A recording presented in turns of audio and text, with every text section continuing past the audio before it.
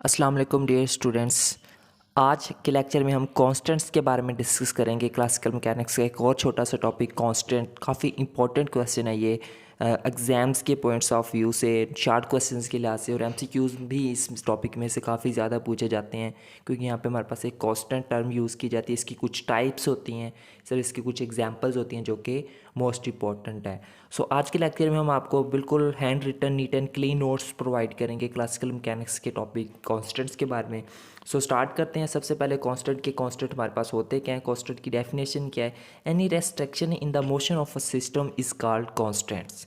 यानी कि कोई भी सिस्टम है उसके अंदर कुछ पार्टिकल्स दिए हुए होंगे, ठीक है, मैनी पार्टिकल्स भी हो सकते हैं, सिंगल पार्टिकल भी हो सकता है, उनके मूव कर रहे होंगे, उनकी मोशन के दौरान कोई भी हमारे पास रेस्ट्रिक्शन आती है, कोई भी रुकावट आती है, तो उनको हम उस अमल को हम क्या कहते हैं, कांस्टेंट कहते हैं। ठीक है student, force responsible for this restriction is called force of constant. यानी कि उस रेस्ट्रिक्शन के लिए जो फोर्स जो उनको रेस्ट्रिक्ट कर रही है उन पार्टिकल्स को, उस फोर्स को हम कहते हैं फोर्स ऑफ कांस्टेंट। इसी तरह के कांस्टेंट्स की हम एक और डेफिनेशन की बात करें, whenever the motion whenever the motion of a dynamical system is not permitted to extend freely in three dimension, the system is said to be subject to constant। इसी तरह अगर हम थर्ड डेफिनेशन की बात करें, the factors that limit the motion of a system are called constraint. यानी कि ऐसे फैक्टर्स जो किसी भी सिस्टम की मोशन को लिमिटाइज करते हैं उनको हम कहते हैं कांस्टेंट। तो ये थी हमारे पास कांस्टेंट की डेफिनेशन। उम्मीद करते हैं कि आपको समझ आ गई होगी।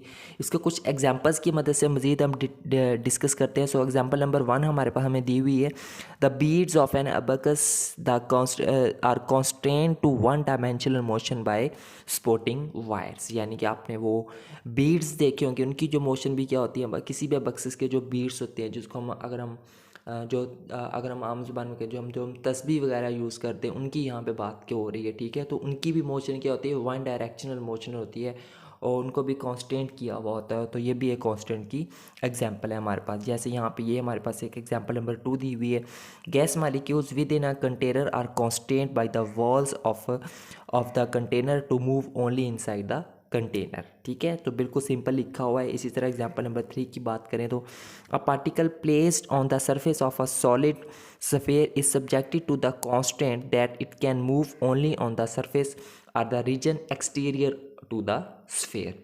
तो ये थी कुछ हमारे पास एग्जांपल्स, इनका भी आप स्क्रीनशॉट ले सकते हैं। उसके बाद बात करते हैं टाइप्स ऑफ कांस्टेंट। इसकी तीन टाइप्स होती हैं, दो मेन टाइप्स होती हैं। उसके बाद मज़ीद इनकी दो छोटी छोटी टाइप्स होती हैं, स्क्लेरोनॉमिक और ट्रियोनॉमिक।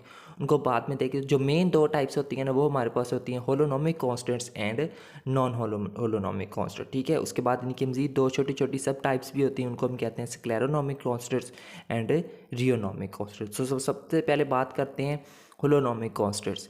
The constants which can be expressed in the form of equation relating to the coordinates of the particle and sometimes the time too, such as ये इक्वेशन दी हुई है। यानी कि इसको अगर हम सिंपल लैंग्वेज में बात करें तो ऐसे कांस्टेंट जिनको हम इस इक्वेशन की फॉर्म में हम एक्सप्रेस कर सकते हो, लिख सकते हो, ऐसे कांस्टेंट्स को हम कहते हैं होलोनॉमिक कांस्टेंट्स। ठीक है, so the constraints are integrable, so also known as bilateral constraint. तो ये टर्म आप लोगों ने शार्ट क्वेश्चन में भी पूछ सकते हैं कि व्हाट आर बाइलेटरल कांस्टेंट। तो स्टूडेंट्स इधर उधर देखना शुरू कर देते हैं कि ये बाइलेटरल कांस्टेंट्स कौन से होते हैं। तो बेसिकली होलोनॉमिक कांस्टेंट्स को हम बाइलेटरल कांस्टेंट ही कहते हैं। और क्यों कहते हैं, this because these constants are integrable. So क्योंकि हम इनको इंटीग्रेट कर सकते हैं, तो इस वजह से हम इसको बाइलेटरल कांस्टेंट भी कहते हैं। तो ये एमसीक्यूज और शार्ट क्वेश्चन के लिहाज से काफ़ी इंपॉर्टेंट टर्म है।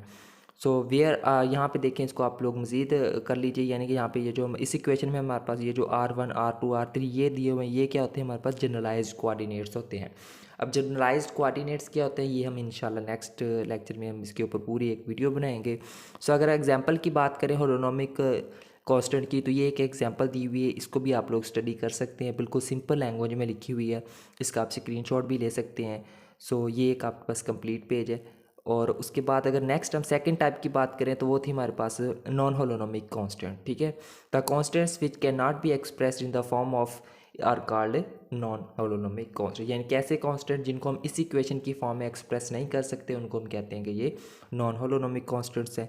ठीक है, these constants can be expressed in the form of in equality. इनको हम इनइक्वलिटी की फॉर्म में भी रिप्रेजेंट कर सकते हैं, यानी कि ये जो टर्म है इनको हम क्या कहते हैं, इनइक्वल, यानी कि इक्वल की जगह पे हम इनइक्वलिटी यूज़ कर सकते हैं।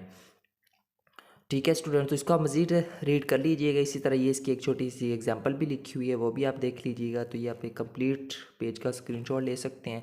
नेक्स्ट अगर हम बात करें स्क्लेरोनॉमिक कॉन्स्टेंट्स की, the constants which are independent of time are known as scleronomic constant, यानी कि ऐसे कॉन्स्टेंट जो कि टाइम डिपेंडेंट नहीं होते उनको हम कहते हैं स्क्लेरोनॉमिक कॉन्स्टेंट्स। और ये उनकी भी एक एग्जाम्पल हमारे पास दी हुई है। सो इस पेज का भी आप कंप्लीट स्क्रीनशॉट ले सकते हैं।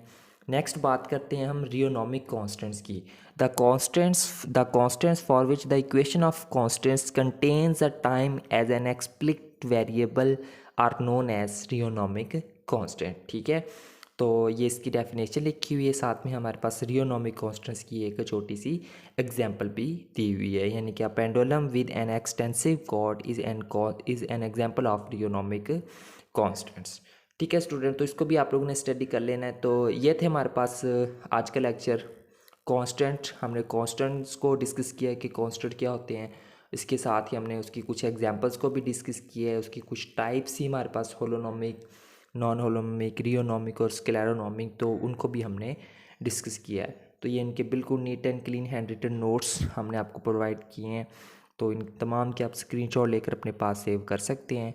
सो नेक्स्ट लेक्चर में इंशाल्लाह हम बात करेंगे generalised coordinates, generalised velocity, generalised force. ये छोटी छोटी टर्म्स होगी जो कि नेक्स्ट आने वाले लेक्चर्स के अंदर हम उनको यूज़ करेंगे।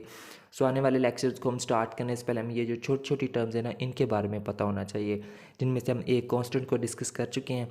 नेक्स्ट लेक्चर में इंशाल्लाह हम जनरलाइज्ड कोऑर्डिनेट्स, फोर्स और वेलोसिटी को डिस्कस करेंगे। सो तब तक के लिए टेक केयर एंड अल्लाह हाफिज़।